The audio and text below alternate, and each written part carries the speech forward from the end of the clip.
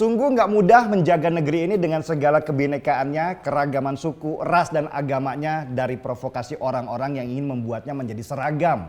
Sejak lama Indonesia ditarget untuk menjadi negara agama. Mulai dari DITII, NII sampai HTI dan FPI, semua punya tujuan yang sama, yaitu menjadikan negeri ini negeri khilafah, satu agama. Hanya karena Indonesia penduduknya mayoritas muslim dan menjadi negara dengan penduduk beragama muslim terbesar di dunia.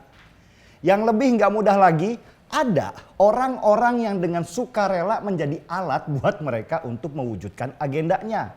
Orang-orang ini bahkan agamanya bukan Islam, tetapi karena naif, lugu, polos, mereka dengan sukarela membangun jembatan supaya kelompok-kelompok ini berhasil mempengaruhi banyak orang di negeri ini.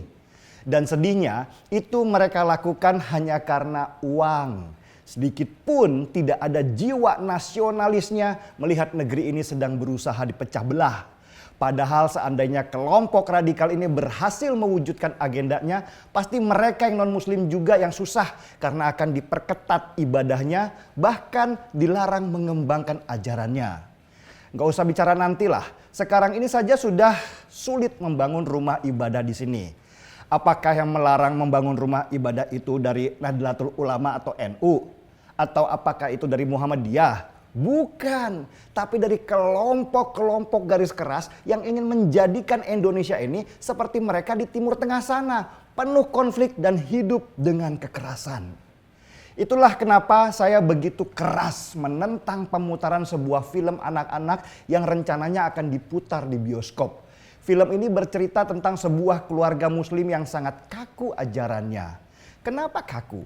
Lihat saja, si anak lelaki sehari-hari berpakaian gamis hijau yang sangat tidak sesuai dengan keseharian anak-anak Indonesia. Sedangkan adik perempuannya gak pernah lepas jilbabnya. Bahkan ketika dia ada di dalam rumah, ketika mandi, gosok gigi dan sebagainya. Nah, inikah anak Indonesia? Bukan sama sekali. Tapi itulah propaganda yang mereka bangun. Bahwa harus seperti inilah sejatinya anak-anak muslim di Indonesia. Pakai gamis dan yang wanita meski belum balik wajib pakai jilbab. Sebuah pesan propaganda yang halus dan masuk ke polosnya benak anak-anak kita dan akan mempengaruhi alam berpikir mereka yang masih murni.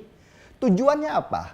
Tujuannya adalah membangkitkan eksklusivitas berdasarkan agama dan tumbuhlah generasi-generasi baru yang kelak akan memperjuangkan konsep negara agama di atas bumi Indonesia. Banyak orang yang dengan polosnya berkata, film ini kan hanya buat hiburan saja. Jangan salah. Film adalah media propaganda yang efektif untuk membangun kebencian, kebanggaan, bahkan untuk memecah kita. Lihat saja apa yang terjadi di Jerman dulu ketika Joseph Goebbels, kepala propaganda Jerman, membangun kebanggaan akan ras Arya ke orang-orang Jerman dan membangun kebencian terhadap orang-orang Yahudi. Akibat propaganda itu, jutaan orang Yahudi dihabisi di mana-mana atas nama kebanggaan. Lihat di Suriah ketika film tentang White Helmet, organisasi yang dibilang sebagai grup kemanusiaan, itu meraih Oscar. Padahal White Helmet sendiri di Suriah membantu pemberontak untuk mengkudeta Presiden Shah di Suriah. Jangan naif lah melihat film hanya sebagai hiburan saja. Film adalah media propaganda, sebuah senjata tergantung siapa yang ada di belakang pelatuknya. Saya dicaci maki oleh banyak orang ketika mengkritik film Nusa dan Rara, film animasi anak-anak yang menurut mereka itu bagian dari karya anak bangsa. Saya bilang, iya anak bangsa. Saya juga anak bangsa. Anak bangsa itu ada yang nasionalis dan ada juga yang pengkhianat. Ini karya anak bangsa yang mana? Apa yang nasionalis? Ya jelas bukanlah. Karena anak bangsa yang nasionalis selalu bicara tentang kebinekaan, pendidikan tentang perbedaan, bukan tentang kebanggaan beragama. Saya juga disindir kalau film ini malah diterima di Korea Selatan. Saya bilang lagi, kalian bangga? Bangga melihat orang lain tahu kalau Islam di Indonesia kulturnya seperti Afghanistan, seperti Taliban. Bukan seperti kulturnya NU dan Muhammadiyah yang moderat. Itu bukan kebanggaan. Bahkan mungkin orang Korea Selatan sesudah menonton film itu akan berpikir, oh ternyata Islam di Indonesia sama ya seperti Islam di Timur Tengah yang kaku, keras dan radikal. Pakaiannya saja sama. Jadi ajarannya pasti nggak jauh beda. Lalu di mana bangganya? Itu jelas memalukan karena Islam di Indonesia nggak seperti itu. Mayoritas Islam di Indonesia yang diwakili NU dan Muhammadiyah adalah Islam moderat, bukan Islam garis keras. Kalau mayoritas di Indonesia Islam garis keras, pasti sudah sejak lama kita pecah. Wah, mereka tukang bikin ribut di sini. Semakin kesini saya semakin tahu siapa sih di balik film Nusa dan Rara itu.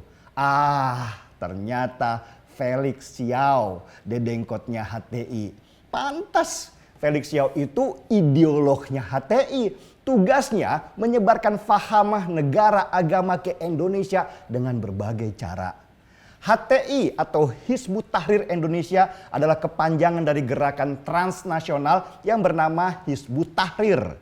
Hizbut Tahrir ini mainnya halus, gak kasar seperti FPI yang modelnya kayak preman lokal berbaju agama.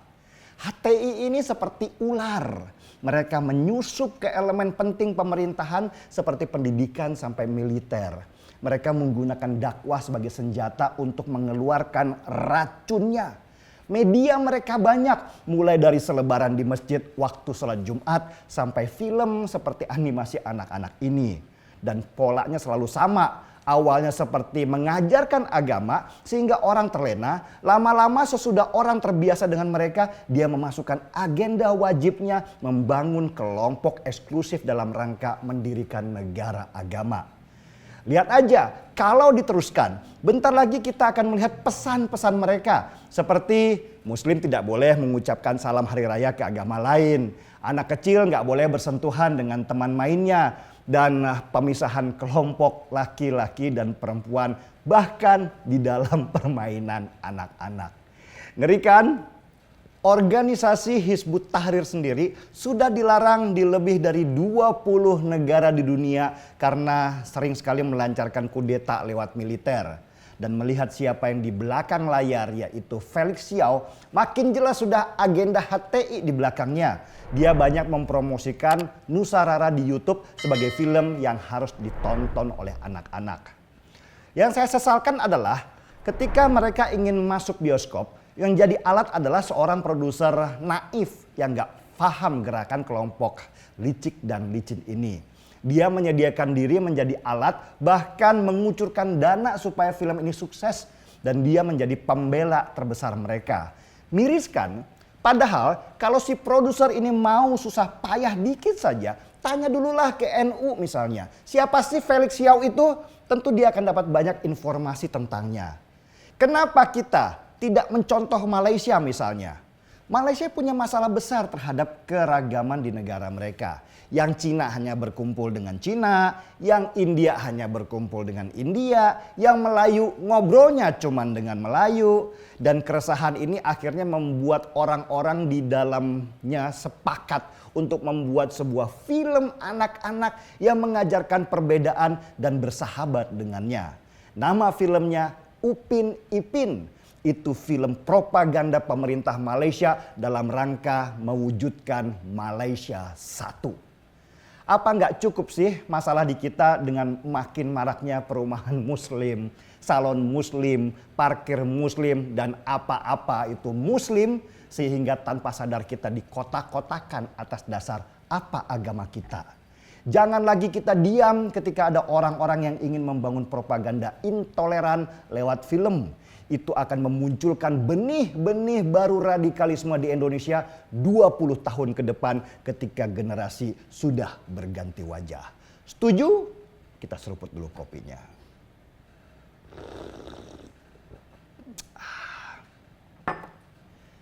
Gaspol.